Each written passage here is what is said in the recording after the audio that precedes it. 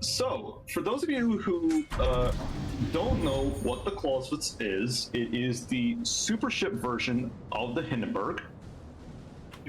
I'd actually like a screenshot of this just so I could put it on the wall, so I can keep it. Okay. Well, I'll remind me later, and I can send this to you. This particular one here. Yeah, that's actually a pretty good one. I'll keep that one. So, Clausewitz. This is the Super Hindenburg, the follow-on to the Hindenburg SR-10. It's a super ship, obviously. It doesn't have a gimmick. It has 12 210mm guns, maximum firing range of 18.5 kilometers, base reload of, I think, 9 point something. I don't know what Clausewitz's base reload is, like 10.5 something. 9.24. With the reload module. With reload mod, I think its base value is what is that? Main battery is 10.5. Yeah. So 10.5 second base reload. Okay, real quick, hold on a second. Bownetter22 has said poopin'. Hello, Bownetter. Good, congratulations, you won. And just go ahead and get a CC container up next, okay? Okay. Thank you. Go ahead, Shockwave. All right. So, what does Clausewitz have over the Hindenburg? Well, first of all, it has better armor. It has better internal armor scheme, I think. It does have thicker turtleback armor. More importantly, it has a 50mm deck, 51, I think, or something like that. What that means is, much like the Myoko we saw earlier, you can shatter and bounce a lot of HE and AP rounds. Now, you're not going to stop the battlecruiser rounds like, Puerto Rico, Alaska, AP, or Yoshino from straight up penning you and dealing a lot of damage. But if you're fighting something like, say, a Henry or a Napoli, you can shatter their high explosive rounds. And more importantly, you can bounce a lot of basically every single AP round in the game at range. That 50mm deck basically prevents overmatch straight through the deck. So unless the shells come from like a 45 plus degree angle, you're not going to get penned. So if you've got something like Kremlin shooting at you, which is what happened in this game, who's going to shoot you, you get 6 rounds. Now, the downside is, of course, you still have the 30mm sides, and you're a very big, clumsy ship. You have a 820-meter radius. You're relatively slow, 32.5 knots, with an 11.83 second rudder shift. However, because of the tankiness, you can afford to sit and take some shots, low-speed juking. It's quite nice.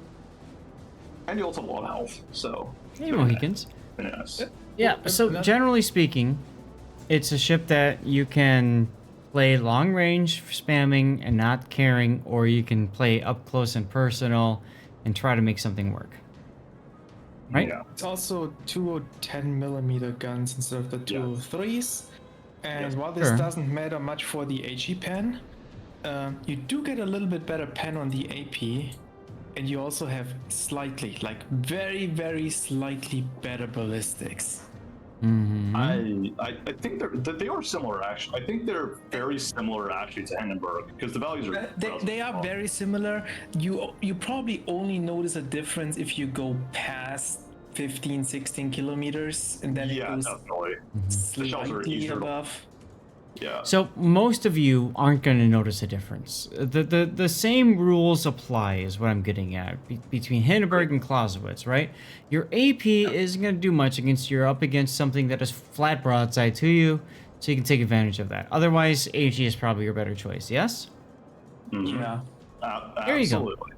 Okay. The HE has 53mm of pen, 15% fire chance, 2950 alpha, which is actually on the very high end for German cruisers. Typically, German heavy cruisers have 2500 HE alpha. This has 2950 stock, unmodified. So you do more damage per hit on average on unsaturated targets, and even unsaturated targets, a little bit extra. Now, this is one of those odd cases where you could, because of the change in commander skills recently, you could go for the secondaries here and have your concealment set to about the same. This is one of those what I like to call noob traps, because it encourages you to play far closer than you need to or want to, especially early on in the battle. You're far better off, generally speaking, my own personal opinion with these ships, you play farther away. You play medium to long range. Then when it's time to go in, you go in. And that's the hard part, is knowing when it's time to go in. So, spoiler alert, I do not go in this match at all. I just fight. okay. There's absolutely no improved dispersion whatsoever on these secondaries either. No. Yeah, You no, don't there's even very have secondary. that many. No. Oh no, but that's So- the other thing though, right? That's something else I forgot to mention. This does not use German 105mm secondaries. This has the 128 off of the Hanover. So you have 6 kilometer AA range instead of 5.2. Comes in Hooray. handy. That is good. It probably doesn't make much of a difference, but more A range is good. You also do have 6 32 millimeter pen on the secondaries, but again, you gotta hit those targets with your secondaries. So if you don't have increased dispersion, it doesn't really matter. Recently we talked about this with the commander changes, Zatchat, and we like to look at on paper what looks like it's gonna happen.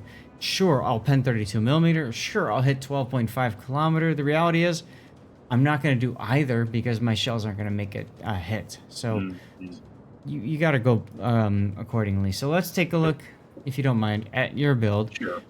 You have chosen main armaments mod 1, engine room protection, aiming systems, repulsion, concealment, and main battery. What's Yeah. your turning? Your rudder shift time is 11.83. So here's what I will say. If you're playing at long range, this is fine. Because I know, especially you, Shockwave, you're experienced enough in the game to understand how to do juking, like forward, backward, Yeah. forward, backward, forward, backward, right? And kiting in and Yeah. stuff. I'm a little Otherwise- sloppy, but yeah. Otherwise, this is getting into range where I believe that steering gears modification 1 is very helpful. Because you want your motor... Huh? It's not a bad alternative. It's just that I don't like slow acceleration. I have a problem with slow accelerating. Now, we'll get to that in a sec. So, rudder shift time of 10 seconds or less is what I typically go for a heavy cruiser. So this does get you under that. As mentioned, that does impact your acceleration. Again, if you are constantly forward, backward, then propulsion is definitely the bee's knees. Now, you could also go for a mix here. You could go for steering gears and propulsion. If you do that, your rudder shift time comes down to a very sexy 7.10. The difficulty here is you have pretty much consigned yourself to playing a long range only build, in which case you'd probably change your main battery from reload to range as well. Yeah. Personally, Yeah. I'm saying This if is what you're I would gonna do. go with- if you're gonna go with that build, yeah, you're better off with the range. yeah. Mhm. Yeah, but I'm not running that build specifically. I just prefer having concealments, even on these like longer range heavy cruisers, just so I have some options to disengage.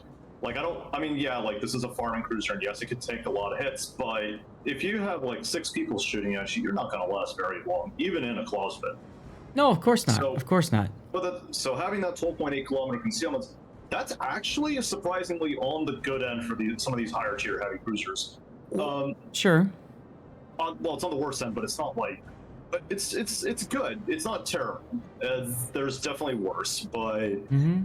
it's usable enough that's like, even with your relatively low speed, that because this is not a very fast ship. It goes 32.5 knots. It's on the low end. It's slower than the Annapolis. It's slower than Condé. It's slower than Edgar by like half a knot. But you have enough speed, and you have decent enough concealment that if you need to disengage at those kinds of ranges, yeah, you can disengage, take some heat off you, heal back up, reposition. So it's actually quite useful. I mean, I All will right. say if you're used to playing a legendary Hindenburg, you're better off with the steering gears instead of concealment. Because Yes. you're already used to the long range. Yes. I played. Right, if you're playing 15 to 16 kilometers or more away, concealment literally does nothing because you can disengage at any moment and go dark because you're just that far. So the unique upgrade, for those who don't know, the unique upgrade for Hindenburg basically makes it so that you don't really lose modules, you don't burn much, you don't flood much, essentially, right? So, And it What gives you Putin a is saying rudder is- shift time. yeah, so if you're used to this, then you're playing a more of a rangy kind of build. That's a fair statement. I hate this Crap. upgrade so much. I just lost all of your upgrades. So let's see if I can pop this up again. Oh, I remember. Actually, maybe I can just go into that. I can't. Good hit the job, back Puddin. button. We blame you for Thank you, this. Puddin. Your You're fault. welcome. Let's just go back because it was reload, It does. concealment, I tried hitting the engine back button. boost. Yeah. Mhm. No, I mean you could start over. It's the same. This is the same build that I run on pretty much all of my cruisers. Pretty much. It's I a don't. stock standard build. All right. Yeah, it's a stock Let's standard build. I don't write anything else. let's Oh, move there it on. is. Is this a standard captain? Standard captain. I do not have Lucians. I do not have any of the upgraded captains. This is my 21 Time out. points. Yeah. Do you have Lutyens on your account? I am grinding for Lucians right now because I got. What the hell, dude? Really? How do you I got- not have I the got coal? Because I got Kuznetsov recently instead of Okay. Lucian. Why? Well, I had it because I needed another captain for my Petro and I didn't have one. I wasn't gonna All right. use a bog standard captain on a Petro Chat. because that's all on a Petro. Oh, champ. Chat. Get Lutyens. I mean, get Kuznetsov too, but get Lutyens. I mean, come on. I put out a video on YouTube about this. It's not the ships that matter. It's the commanders. Grab the commanders. 100%. So, I mean, fine. I'll say this: with it being clan battle season, getting Kuznetsov for the Petro, it's not the worst idea. yeah. Yeah. Right? Like your Right. first coal purchase should be one of those two commanders, whatever ship Yeah. you play the most. I thought Kuznetsov doesn't work in clan battles. Does. No, His special skills, you know, like the Confederate and stuff, doesn't, but all the captain skills do, and he does have Kuznetsov's bonuses captain there. skill is what? Improved. The talents, he says, Yeah. don't work. Yeah, the buff captain skill on Kuznetsov is worthless. Anyway, let's move on from that before we go into a rabbit hole we don't want to go into, and I'd like to go have dinner with my wife at some point. I agree. So, I need to go get dinner too soon. 21-point Very- captain. This is a standard captain. You've got grease the gears into priority target, superintendent, concealment expert, gunfeeder, adrenaline rush, survivability those- expert, and then Yeah, top grade. gunfeeder for those. Gunfeeders for those fast swaps, right? Like I barely use AP in this match, but I fast swapped to AP like once for a broadside run. Here's the thing, right? You get those broadsides, you have HE in the barrels. I don't want to empty the. It's because of the way that gunfeeder works nowadays. It allows you to swap a lot faster because it doesn't force you to be fully reloaded before you can swap shells. It will let you within that specified timer, as long as you have gunfeeder / expert loader, it will let you swap those shell types. So you get that fast swap, and it's like, oh, flat broadside Worcester, flat broadside Minotaur, free death strike, let's go, because you have 6200 AP alpha. On The 12 only shell. the only alternative to gunfeeder would probably be last stand. And again, last stand is if you're playing a more of a kitey, long range kind of a ship. Last stand comes in helpful. But beyond would that, rather drop grease the gears than gunfeeder because the Turtleverse is pretty good already. Yeah, I use it to counteract the debuff from the from main battery modification 3. I mean, I agree with grease the gear. If you can't get your guns on I do. target, you're not shooting it. yep. Like even if you have Yep. really good, like you have to have destroyer levels of turret traverse not to take grease the gears, in my opinion. I mean, it's Heresy 25 Pirates? seconds without it. Oh, no, that's good for a cruiser. It's good, but like It could be again, better. this is my box standard build, right? I just stick with this cookie cutter build because I don't really see any use in taking the other 1-point skills, especially for a German cruiser that kind of does, you know, one thing and does that one thing very well. I mean, I would probably take it too because the other ones are not really worth it. But if I were to drop if it's one, a it would be commit- grease the gears. Like it would be the last skill I take as 21st point. Yeah, I mean, if I'm playing like an Edgar or something, All right. Well, Yeah, we then- can all disagree and agree upon grease the gears and Let's move gunfeeder on. versus last stand. okay. So Otherwise, I think this is fine. The alternative I said is last stand. Everything else I well- think makes perfect sense. you don't need last in on a Clausewicz. Don't worry about it because your engines are well protected enough. All right. Signal flags, anti-det, fire chances, heal boost, and speed. Yeah.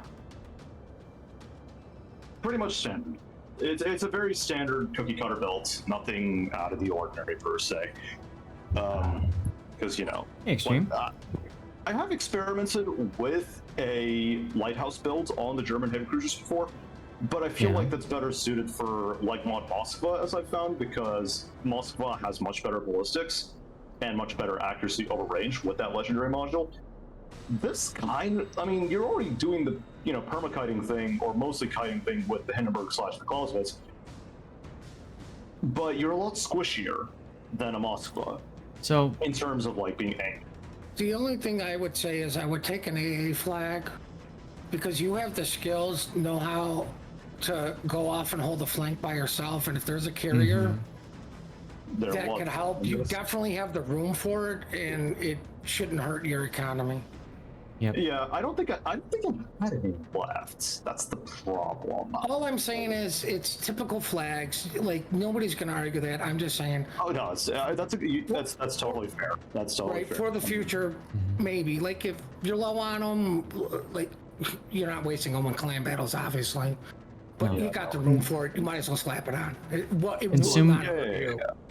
It does not. Consumables is also useful. Fire reduction.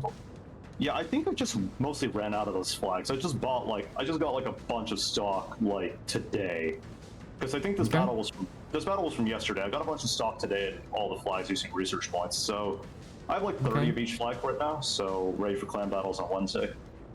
So the other thing to say is, if you're playing a super ship, it might be more important to invest in the signal flags than a tier 9 or 10, simply because of the cost, the post-battle cost, right?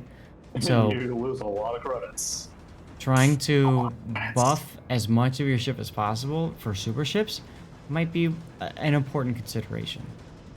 Mm-hmm. Absolutely. All right, let's get to your replay. Yes, very standard Clausewicz. I would say damage farming simulator, but I was I don't know. All right, let's point out the two over-glaring problems with Clausewicz. Okay. On Annapolis. It doesn't have a funny button, and for some reason they found room to put on the magical planes for ASW. That's They true. throw offs just like the Hindenburg, so you can never deal with submarines.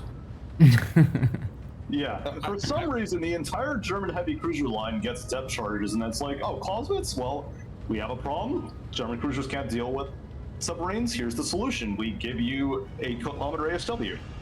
I mean, it's a super ship, so yeah. Yeah.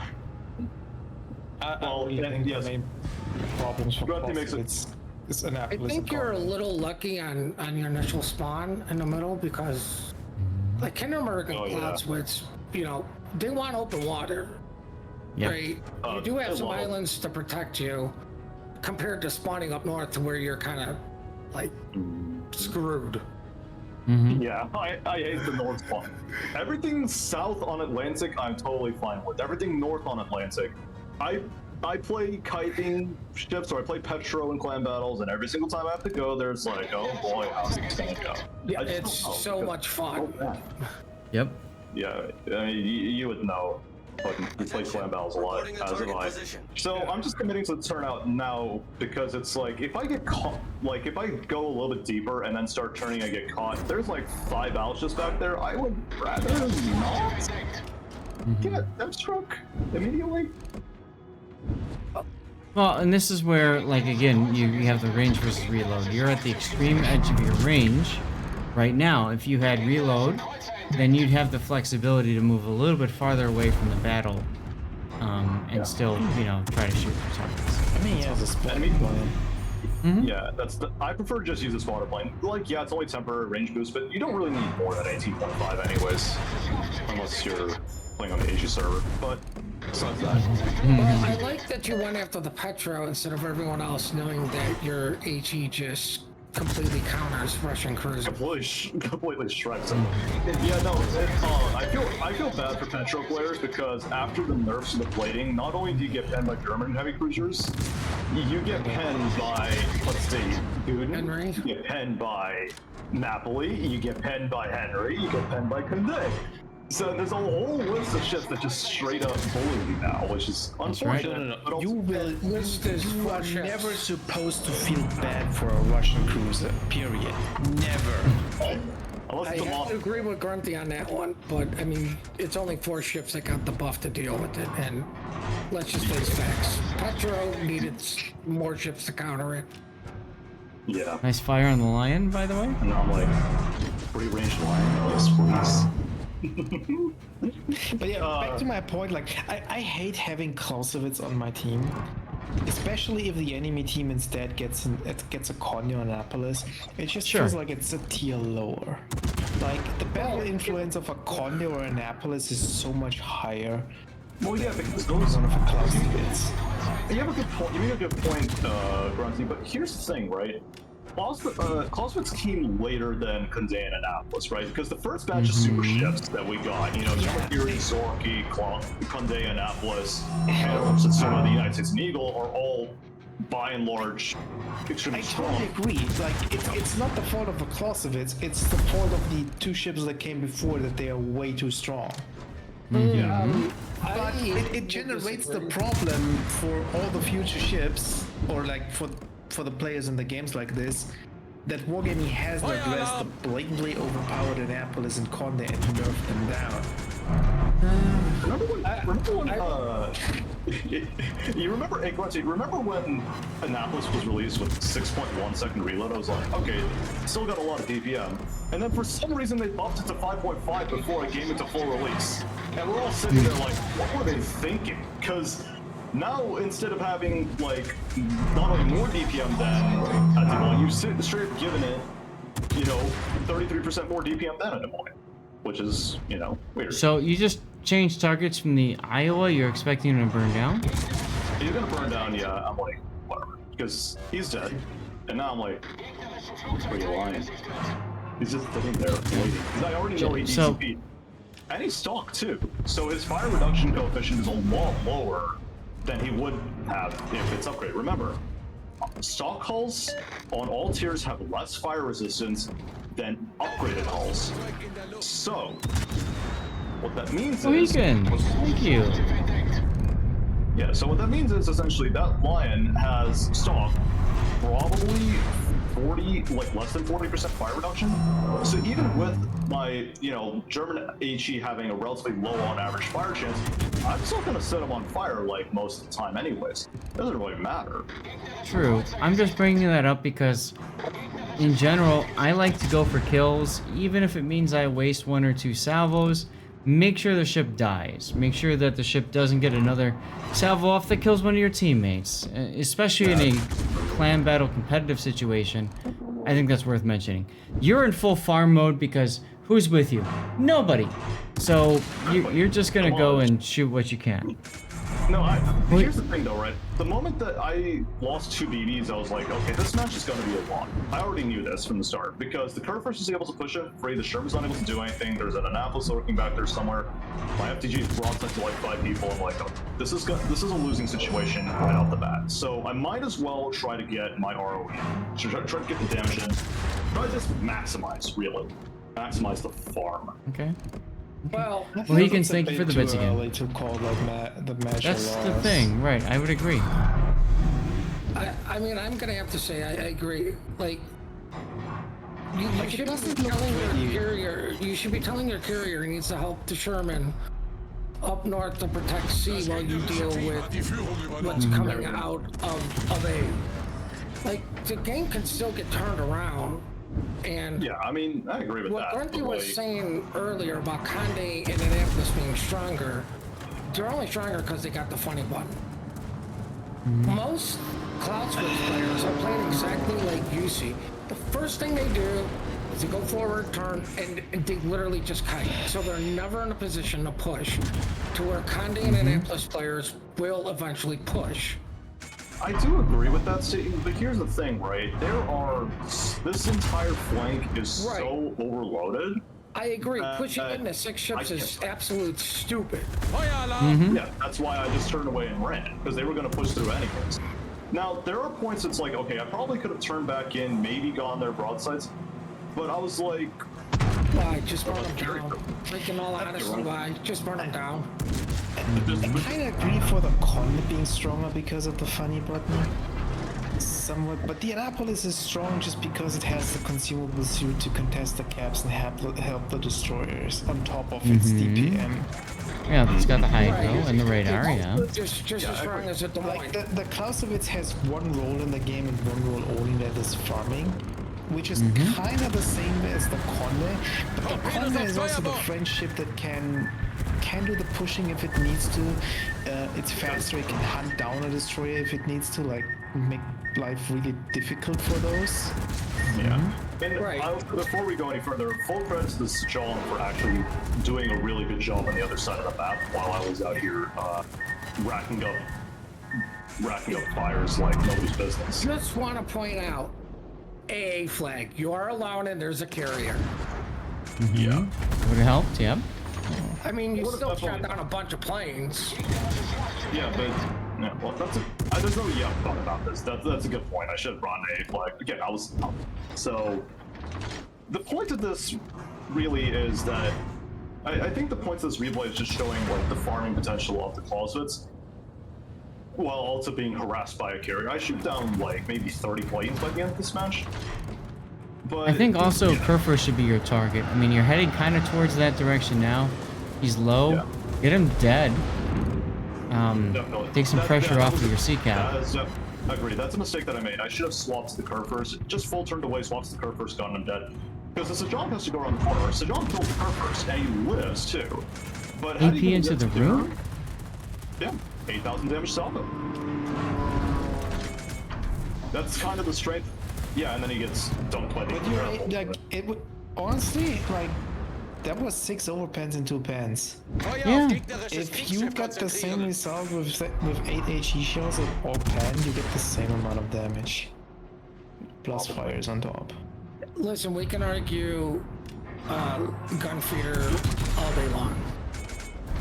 I personally I'm gonna side with you guys, but there are those 1 to 2 situations to where doing that quick switch will get you a gun strike, right? Sure. We've seen it, so. Yeah, if he's up close, absolutely. He's far away, so that's the part that got me a little confused. Yeah, and I'm gonna switch fires to the Holland because of course he's spotted. Shoot the destroyer immediately. Well, it was only spotted for the second place, but that was a pretty big hit. That was 6,000 damage from German HE. That slightly increased HE alpha over the Hindenburg definitely comes into play there. Like, no doubt about that. And plus, it let me cycle shots onto somebody else while Thunder's DCP was up, and now I just get instant fires because, you know, reasons. I mean, this was me farming a Thunder and a Lion for the better part of 10 minutes. I'm like, this is where I would prefer the range mod because you could have farmed 2 hard shots for 1. They got a spoiler up again. Like, I really dislike the range mod. Yeah, I would always like, if you want to farm damage, you go for the damage. Your range with the spotter plane is plenty. You can even make the argument, like, if you want, you can take the eye in the sky, so you get your spotter planes a bit quicker back. Jeez, how many fires are you at? 20. Oh man, Zach, it's fires through volume. That's what it is. Like, you're just pumping out so many rounds. You're talking 342 hits. Yeah, and this is where Hey, Vistakaze. Maybe I should have gotten Lucians instead of Kuznetsov, because guess what? I would have had the skill. I would have had a faster reload. And I would have had more DPM. I'm starting to agree with you a little bit. Actually, no, I do tend to agree with what you tell me, but you know. Right, but it comes down to what do you play more, Russian ships or German ships? I play Russian a lot more. Right, so in all honesty, you were better off with Kuznetsov because you play it more, which means you're going to get to a 21-point captain faster and getting more captain experience. Right, like if you play this every once in a while, I would dare say don't even put Lucians on it. Put it on a German ship you will play a lot. Unless this is a German ship you play a lot. Yeah, right. This is the only high-tier German ship I had. I reset everything. So why are you shooting the battleship over the cruiser here? I was curious about that as well. Fires. juicy free range Kremlin. And now it's like, okay, the Petro's closer, so whatever. Come on, I want the juicy damage numbers. That's why you play Clausewicz for the big damage totals. You don't play to win games. In hindsight, it probably should have sent them off the Joy replay. But this is better because here's the thing, right? If you're farming damage, but you're not. Here's the thing, right? Like, yeah, I've upped a lot of damage, but look how much potential damage I have too. If this game was a little bit closer, and the Petro and the Kremlin were still focused on me, I'm absorbing potential damage, I'm absorbing hits. And those are hits that my teammates, you know, could have taken instead. And potentially, would not have had a hit around this game. I just want to Sadly. know what teammates? The carrier? I was gonna say, they're already all dead anyway. Speaking of teammate, no, this, like, in a winning situation or a situation that's a lot closer, I'm up to 2 million potential damage now. And guess what? The Petro's dead. Shocking. I mean, Right. you're up to 2 million potential damage because you're quite frankly the only ship alive on that flank for like the better part of the last 7 minutes. 15 minutes. Mm-hmm. The only ship that So- actually did anything for 15 minutes. I feel, again, I feel so bad for this Sajal, because he tried his damnedest to try and win this game. I feel like It's I feel like random battle. This is what happens sometimes, you know? You know, sometimes you get those teammates that are actually really good. This is where I died though, because I overturned to try and dodge the, yeah, there we go, death pick. Because I overturned to try and dodge the inland torpedoes, and I end up losing my ship for it, sadly. So yeah, that's my 6th 300,000 damage game. That's 322,725 damage. My only regret, and I actually have quite a few regrets from this game, you know, I feel like I could have been more aggressive on the Petro and the Kremlin, but I feel like I may have ended up, I might have thrown myself a lot faster had I gone back in. Might have been a mistake. But at the same time, though, it's like, had this been a winning situation halfway through the game where it's like, okay, we could probably come back a little bit, living that long and then taking all those hits might have actually proved to be beneficial in the long run. Had this been a winning situation? Unfortunately, it was a losing situation.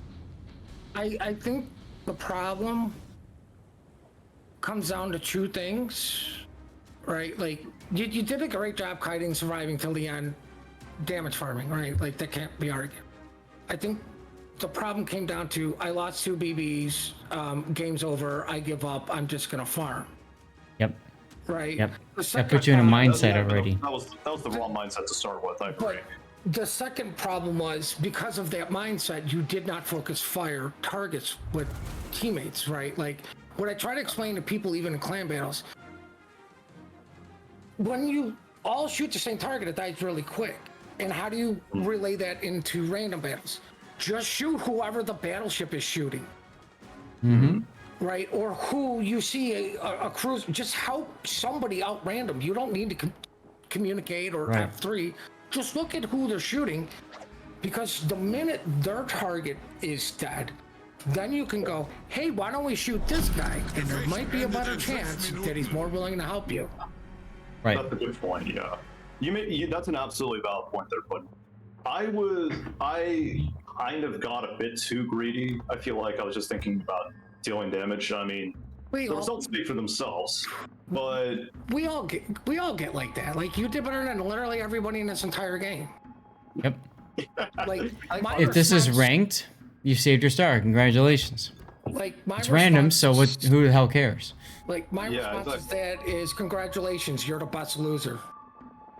Correct. Right? that's fair. That's an absolutely fair criticism there, Puddin', and I understand that.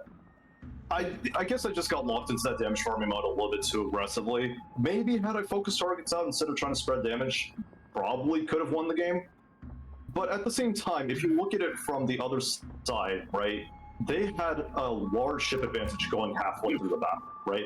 Even with Clausewitz's ability to farm damage and deal huge amounts of damage over range, at the rate we were losing ships, I probably would have ended up, even if I had focus fire targets and done, you know, focus targets and killed them, I still somehow feel as if I would have still gotten overrun at the end of the game, and we probably still would have ended up losing because of we were down 6 ships going to the end of the battle. I'm not disagreeing. But this is like the problem with the ship, right? It's like this damage farming German cruiser ship, and you decide from the get-go here that you're gonna farm these battleships over there. And if you're in a ship that has a bit more battle influence instead of sitting long range and farming, you could have probably done more to actually support around the caps a bit more. Yeah, I mean, given the way that these BBs played in this match, if this was an Annapolis, that's 420k and a Kraken and a win, but not in a Clausewitz. Absolutely not. You probably still 400,000 damage if I lived longer and killed the Kremlin, but, well, you can't have everything, let's be honest. Your only option, in my opinion, that you could have done differently, I'm going to pause it right here. At this point in the match, you've already mentioned you've thrown away the towel. You said, nope, this is an easy loss. You could have, this is very high risk, so I'm going to preface this by saying that. But you could have gone straight to Gulf 3. Gulf 3, you control the exit out of the A cap. You smack whatever's coming out of A with your torpedoes. Take it down. Flip to the other side, smack the next ship with torpedoes. Take it down. I'm just saying, this was the only thing you could have done differently, in my opinion. The high risk play, yeah. But I was hoping that you know the old rule number 1, never counts on your random LC mates when you're playing randoms. I was hoping potentially that my team. See, I would pause it here for a second, Zach. Yeah. Okay, pausing. Because if he doesn't, he already doesn't want to go to Gulf 3, right? Too many ships. We've lost stuff. So. Your next best option, in my opinion, is you have a Sherman and a CJ Young versus a curve first Kitty or another DD in Annapolis. Go win the other flank. The Yamato is probably going to be looking that way because he's in the div with the Midway, and the Midway is dealing with C. How do you get those guys to help you with those down here? Deal with the ships up north. Go up north. Right. Like you don't have to go into the islands. You can still kind of maintain middle in case something really drastically changes south. But if you rotate more up middle and start helping dealing with C, you win that flank. You possibly save some HP from some of those ships. Like, you know, this is all hypothetical, right? Because you never know what would happen. But you possibly save some HP, save the Yamato. Right, Sherman. Let's just hope he understands Hydro, right? Then you get the DD, then the Annapolis, then you come back and deal with these guys from A. I would have done this from the get-go, seeing your destroyers play for the B and C cap. Like that was actually Let's back it up a little bit. Let's watch the initial positioning. And Grunty, that's a very good observation. Yeah, that's a great. This is one of those what could have I done differently kind of games. And you know it's a 2-destroyer game, and your destroyer spawns CB, so probably would have made sense for me to go BC. But I was looking at all the juicy BBs, and I was like, I passed this off. I know you did. Right. Yeah, you want to farm. I'm a Clausewitz.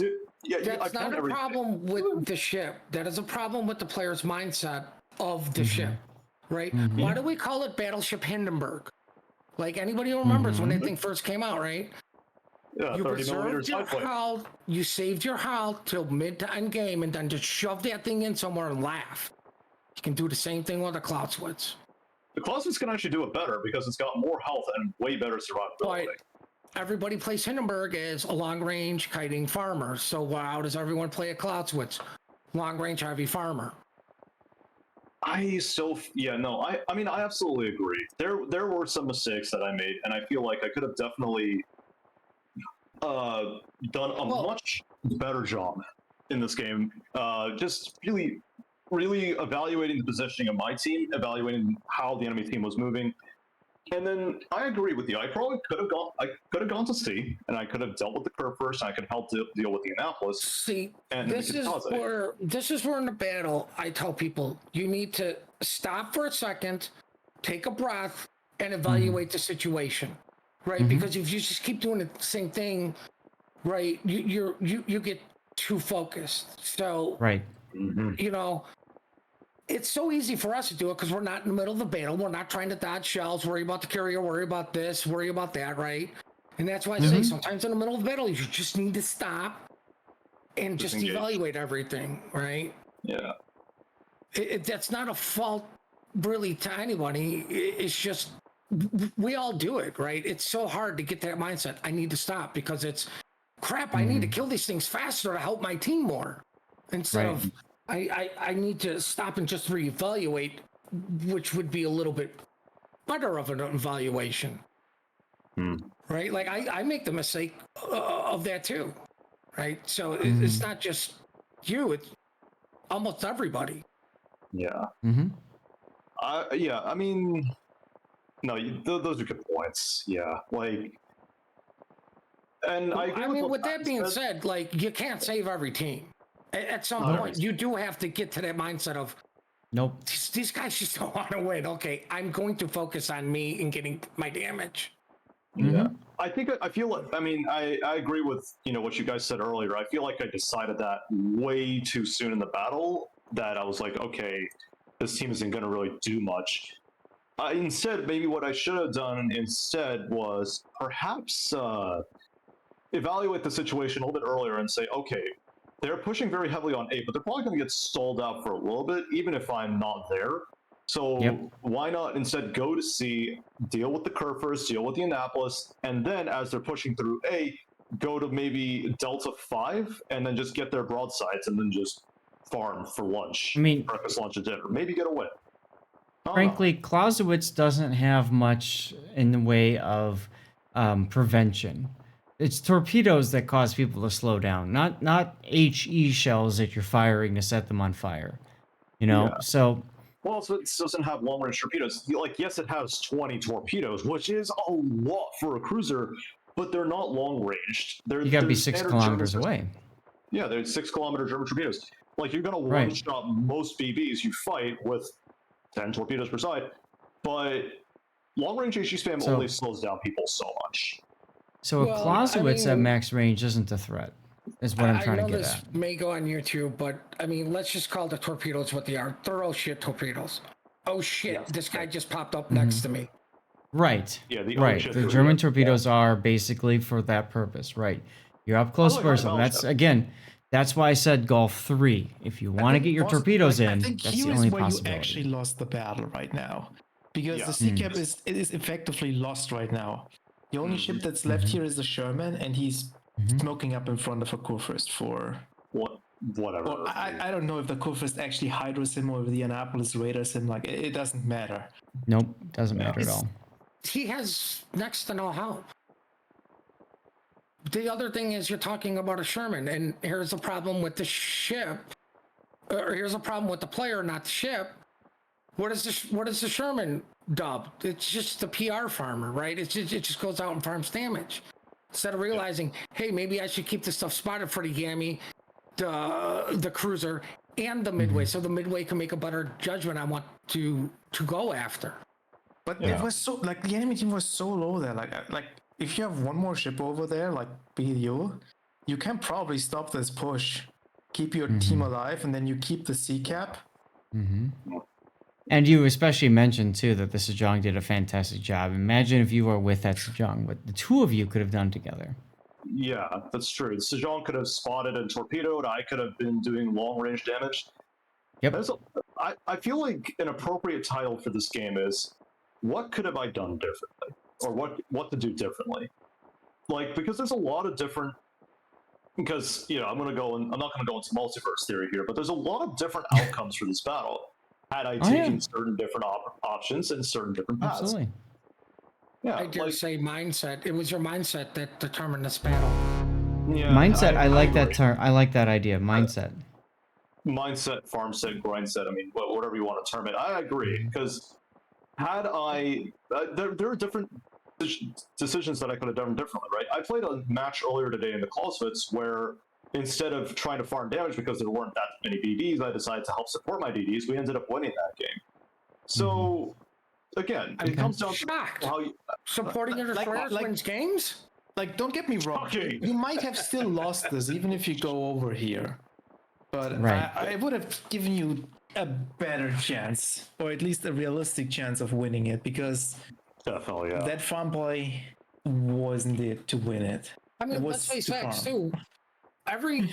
Like, if you want to farm something, everybody's wet dream is a curve first, spotted from the moon, and it just eats AG for damage. Devastation, man. Devastation is the new farming dream. Hello, 9.8k health, no plating whatsoever, super heals to farm all day.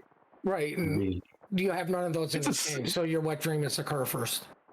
I know, but it's the kings. I know, but the thunder and the lion, they're two king-size Snicker bars to stack on. But yeah, different decisions could have been made. I think that's the most appropriate title for this one, Zath, if you do put it on the YouTube, is different. What could have I done differently, or decision making, really? I was thinking about choices, but yeah. It all comes to your initial mindset. 3 ships, oh crap, I'm just here to farm. That's literally Right. made your decision. Yep. Yeah. What was the right. mindset? But Mindset, Well, yeah. let's. you need to eat. Oh crap, and I have to go to clan battles. You do. So let's just finish this off here. But thank you much for sending the.